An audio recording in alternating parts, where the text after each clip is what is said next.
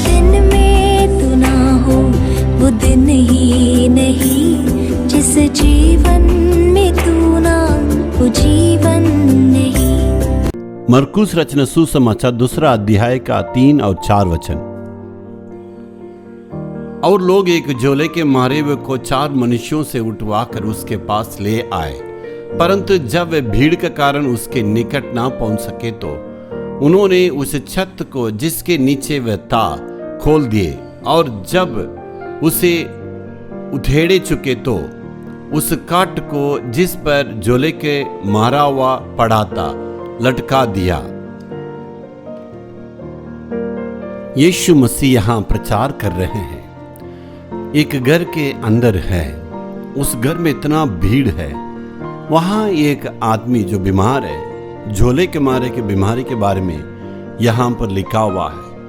उनको यीशु के पास लेने के लिए लोगों ने विचार किया।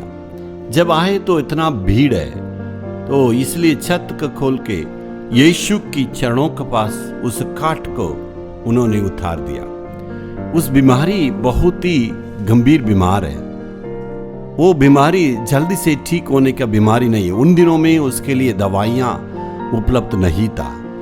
उस आदमी को 4 मनुष्यों ने उठवाकर वहां पर लाए हैं। तो उस आदमी देखिए दिनों में बहुत परेशान था, और लोग सोच रहे थे यीशु उनको देख के तुरंत बेटा तेरे रोग से मुक्त हो जाओ, चंगे हो जाओ।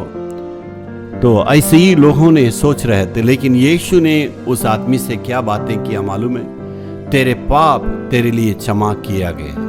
इसका मतलब इस रोगी व्यक्ति का जो बीमार है उसका कारण है, उसका बीमारी शरीर में नहीं था, उसका बीमारी का जड़ था उसका पाप। जी हाँ, उस व्यक्ति ने ऐसे पाप किया है, पाप करने के चलते उसका जीवन में इतना परेशानियां है, बीमारी में लंबे समय से बीमारियां हैं। जी हाँ मेरे प्यारों, सारे रोग के पीछे पाप नहीं होते, लेकिन कुछ ऐसे रोग है पाप के द्वारा उस रोग आता, उसे हमें पहचानने की आवश्यकता है।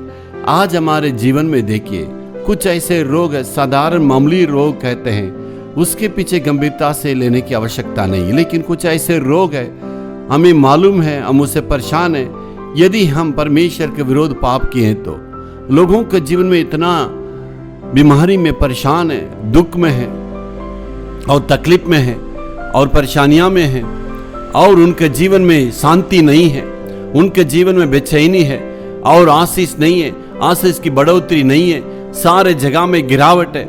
आपको मालूम है चंगाई में सबसे पहले चंगाई की आत्मिक की चंगाई, उद्धार पाना ही सबसे बड़े चंगाई। जी हाँ, आज अपने पाप से चंगाई पाने की आवश्यकता, मुक्त पाने की आवश्यकता, तब जो है सारे आशीष से परमेश्वर देंगे, आपको चिंता करने की आवश्यकता नहीं। Hallelujah, hallelujah.